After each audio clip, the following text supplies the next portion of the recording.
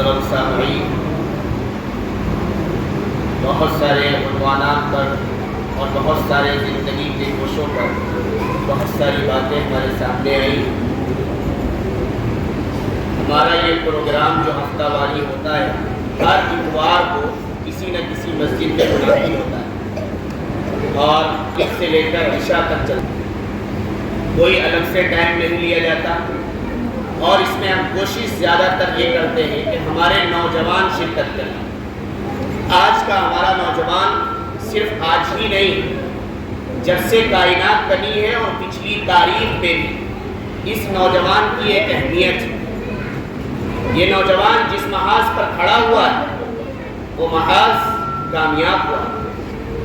جس طرف اس نے اپنی نظر دوڑائی ہے کامیابی ہی اس کا مقدر بنی۔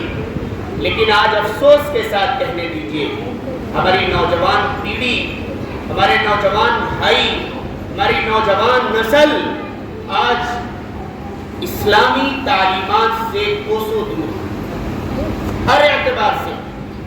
ہونا تو یہ چاہیے تھا کہ یہ نوجوان آج ہمارے سامنے نبی کریم صلی اللہ علیہ وسلم کی سیرت کے مطابق اپنی زندگی گزارتا، لیکن اس نے تمام پہلوؤں کو چھوڑ کر صرف اپنی خواہشات کی اتباع کرنا شروع کر دیا۔ آج کوشش یہ کی جا رہی اور ان نوجوانوں کے ذریعے سے چند نوجوانوں کے دل میں اللہ نے یہ داعیہ پیدا کیا، یہ جذبہ اور شوق پیدا کیا کہ وہ اپنے آپ کو مکمل طور پر نبی کریم صلی اللہ علیہ وسلم کی سیرت کے مطابق چلنے کی کوشش کریں، اپنی زندگی کو رسول اللہ کی زندگی کے مطابق ڈھالنے کی کوشش کریں۔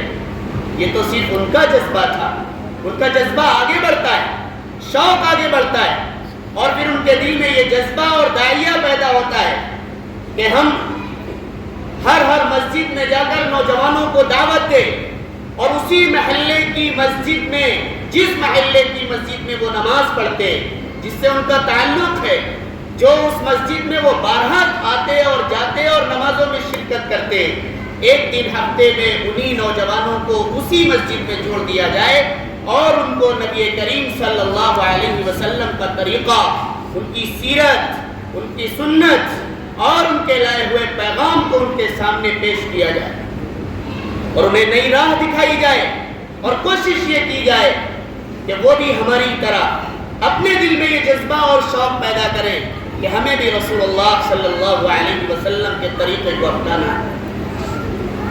آج سب سے بڑی کمی یہ ہے کہ جس کی ہر مسجد میں اور ہر مجلس میں دعوت دی گئی، نماز کی دعوت، کہ آج گویا ہماری زندگی اگر کھنگالی جائے، دیکھی جائے، نمازوں سے بھی خالی ہے اور نبی کی پوری زندگی کی سیرت سے بھی خالی ہے۔ ایمان کے بعد سب سے پہلی دولت جو چیز تھی، سب سے پہلا حکم جو تھا اللہ رب العزت والجلال کی طرف سے اور نبی کریم صلی اللہ علیہ وسلم کی شریعت مطہرہ کے اندر، وہ تھا نماز پڑھنا۔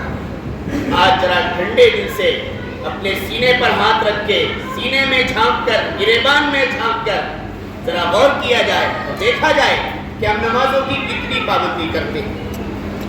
مؤذن تو ہمیں 5 بار بلا رہا ہے، مؤذن تو ہمیں دعوت دے رہا ہے حی علی الصلاۃ اور حی علی الفلاح کہہ کر کے، آؤ کامیابی کی طرف، آؤ نماز کی طرف، اور ہم نماز کو چھوڑ کر کامیابی دوسروں کے اور غیروں کے طریقے میں تلاش کر رہے ہیں۔ آج ہمیں افسوس کے ساتھ کہنا پڑے گا، ابھی مولانا نے جو حدیث پڑھی کہ نبی کریم صلی اللہ علیہ وسلم نے جو حدیث بتلائی، سبعۃ یظلھم اللہ فی ظلہ یوم لا ظل الا ظلہ، 7 شخص ایسے ہوں گے جنہیں کل قیامت میں اللہ اپنے عرش کے سائے میں جگہ مرحمت فرمائے گا، اس قیامت کے دن جس سائے کے علاوہ کوئی دوسرا سایہ نہیں ہوگا۔ اس قیامت کا منظر، کوئی شخص اپنے گناہوں کی وجہ سے اپنے ٹخنوں تک پسینے میں، اپنے پسینے میں ڈوبا ہوا ہوگا، کوئی اپنے کرتوتوں کی وجہ سے اپنے گھٹنے تک، کوئی کمر تک، کوئی کندھے تک،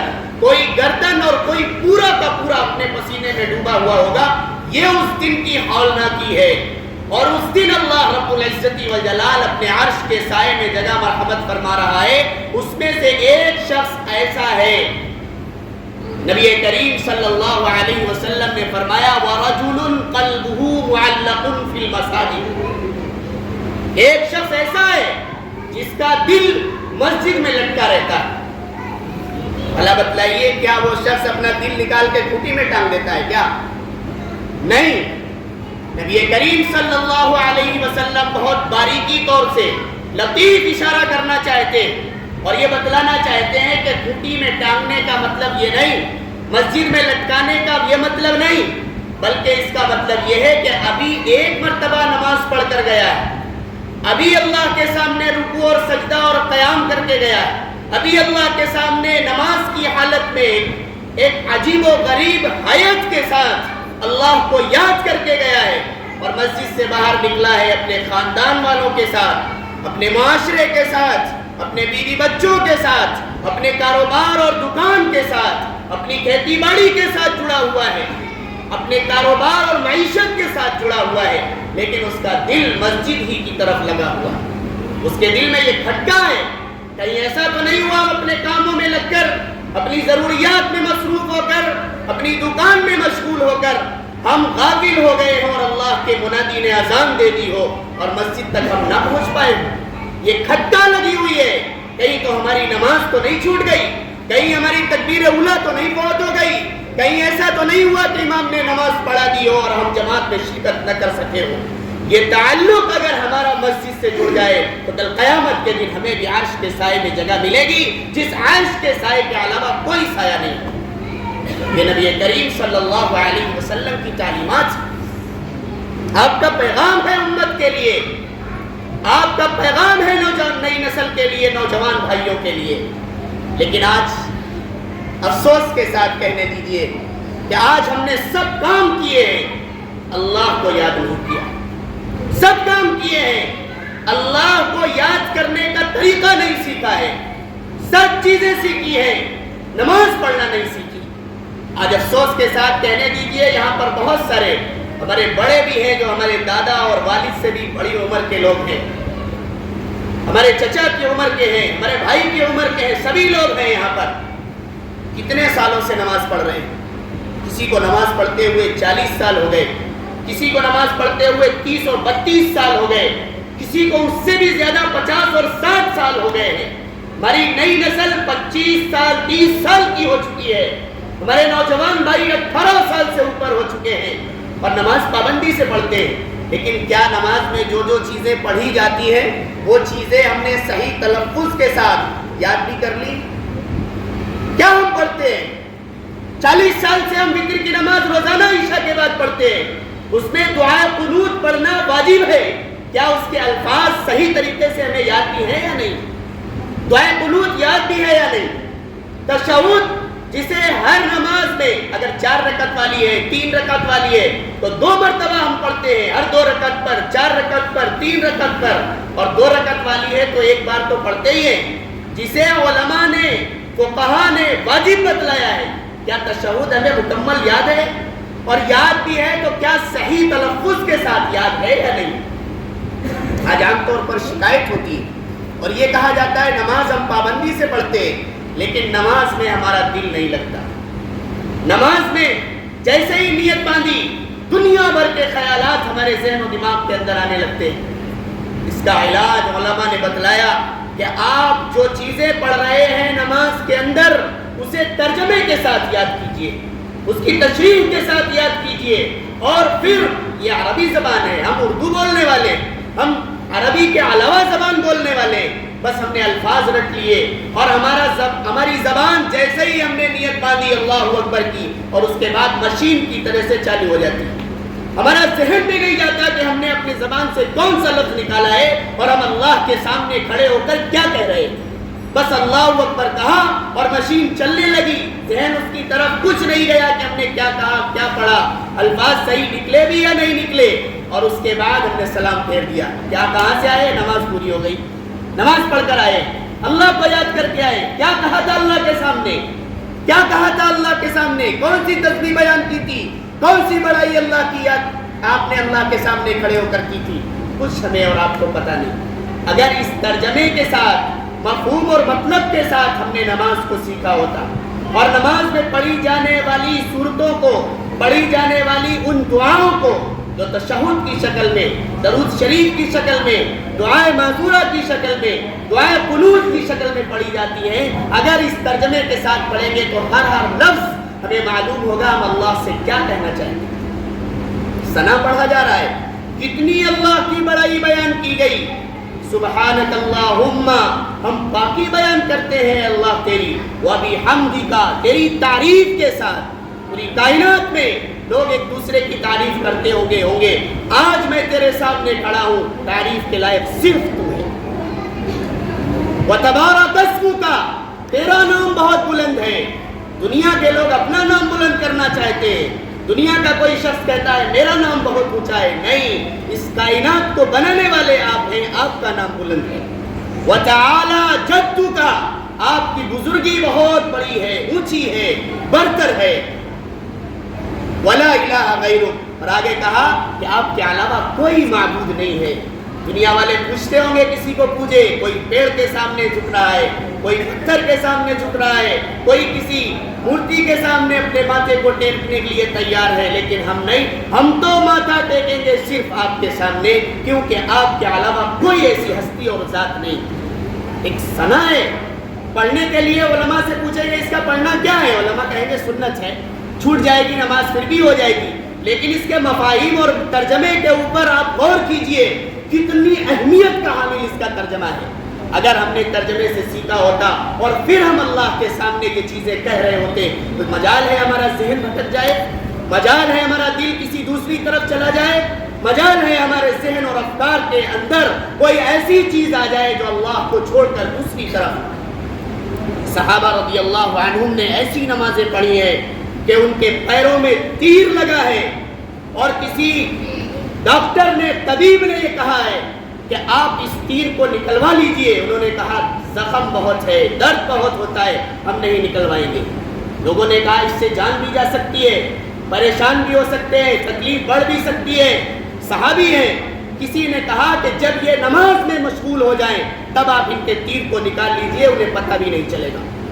کیسے شوق سے نماز پڑھی تھی، اور انہوں نے نیت باندھی، اس ڈاکٹر اور حکیم نے، طبیب نے تیر نکال بھی لیا، اور جب سلام پھیرا تو کہنے لگے شاید تم لوگ تیر نکالنے آئے ہو، شاید تم لوگ اس تیر کو نکالنے آئے ہو جو میرے پیر میں لگا ہوا ہے۔ انہوں نے کہا میں نے تو نکال بھی لیا۔ وہ کہتے ہیں اللہ کی قسم مجھے پتہ بھی نہیں چلا کہ تم نے تیر نکالا۔ آپ سوچئے ذرا، تصور کیجئے کیسا انہماک تھا، کیسا اشتغال تھا اللہ کی طرف، کیسے شوق اور جذبے کے ساتھ وہ نمازیں پڑھتے تھے۔ آج ہماری نماز کیا ہے؟ آج ذرا سا ادھر پھٹ ہوتا ہے، ہمارے ذہن میں آ جاتا ہے ذرا سا نمازی میں گردن اٹھا کے دیکھ لیں کہ کیا ہو رہا ہے، کہیں سے آواز آئی تو یہ ہوتا ہے جلدی سے سلام پھیرے اور اس مجمع کو دیکھے جا کر کے، اس منظر کو دیکھے جا کر کے جو ہو رہا ہے۔ اللہ کی طرف کیسا اشتغال، کیسا شوق اور جذبہ ہمارا اور آپ کا ہے۔ ان تمام توجہات کو دلانے کے لیے یہ چھوٹے موٹے پروگرام کیے جاتے ہیں، دیکھنے میں حقیقتاً یہ چھوٹے ہیں، لیکن نبی کی شریعت بتلانے کے اعتبار سے، نئی نسل کو سیدھی راہ دکھانے کے اعتبار سے یہ بہت اہمیت کے حامل ہے۔ نماز سب سے بڑی اور اہم عبادت ہے، ایمان اور یقین کے بعد، کلمے کے بعد، اس کی طرف ہمیں توجہ دینی۔ اس میں جو قرآن پڑھتے ہیں، سورتیں پڑھتے ہیں، افسوس کے ساتھ کہنے دیجئے کتنے سال ہو گئے ہمیں نماز پڑھتے ہوئے، اگر ہم نے شروع میں، بچپن میں، یا جب سے ہم نے نماز پڑھنا شروع کیا 10 سورتیں یاد تھیں، 6 سورتیں یاد تھیں، 5 سورتیں یاد تھیں، آج بھی ہم اسی کو بار بار پھیرتے رہتے ہیں اور انہی کو گھما پھرا کر پڑھتے رہتے ہیں۔ کیوں ہماری سورت میں اضافہ نہیں ہوا؟ کیوں ہم نے اتنی سورتیں یاد نہیں کی کہ دن بھر کی جتنی رکعتیں ہیں ہر سورت کو ایک رکعت میں پڑھ لیا جائے، دوبارہ مکرر نہ کرنا پڑے، دوبارہ ریپیٹ نہ کرنا پڑے؟ کبھی اس کی طرف شوق اور جذبہ ہوا؟ اور جو لوگ پڑھتے بھی ہیں وہ کیسا پڑھتے ہیں؟ کبھی شوق ہوا ہوگا ہمارے اندر کہ ہم نے جو اللہ نے قرآن کریم ہمیں دیا تھا، پڑھنے کے لیے بھی دیا تھا، زندگی گزارنے کے لیے بھی دیا تھا، اس کے مطابق عمل کرنے کے لیے بھی دیا تھا، اس قرآن کو ہم نے کتنا سیکھا؟ ہر مسجد میں یہ اعلان کیا جا رہا ہے اور بتلایا جا رہا ہے کہ قرآن کریم کو سیکھنا ہے۔ میں آپ سے بالکل نہیں کہوں گا آپ مجھ سے سیکھیے یا کسی اور عالم سے سیکھیے، ہاں اتنی بات ضرور کہوں گا، جس سے آپ کا دل لگتا ہے، جس کو آپ اچھا سمجھتے ہیں، آپ اپنے امام صاحب کو ہی پکڑ لیجئے اور انہیں کہیے کہ آپ مجھے ایک لفظ ہی دن بھر میں ایک سکھا دیا کریں تاکہ ہم قرآن کریم پڑھنا سیکھ جائیں۔ افسوس کے ساتھ کہنے دیجئے، صبح اٹھنے کے بعد ہم جھوٹی خبریں جو اخباروں میں چھپی ہوتی ہیں پیسے دے کر کے خرید کر کے پڑھتے ہیں، اور جو قرآن اللہ نے ہماری ہدایت کے لیے، ہماری رہنمائی کے لیے دیا تھا، اسے تو سالوں ہو گئے کھولے ہوئے اور پڑھے ہوئے۔ اور افسوس کے ساتھ ہمارے گھر کی تاپ میں، الماری میں جو قرآن رکھا رہتا ہے، کچھ نہیں تو قرآن رکھا ہی ہے، اسی کی بنیاد پر کچھ برکات، کچھ فضائل اللہ ہمارے گھر میں نازل کر رہا تھا۔ لوگ کہتے ہیں پڑھا نہیں جاتا لہذا اسے اٹھا کر کے مسجد میں رکھا ہو، جو برکت آ بھی رہی تھی وہ بھی ہم نے ختم کر دی۔ یہ ہمارا قرآن سے لگاؤ ہے، یہ ہمارا قرآن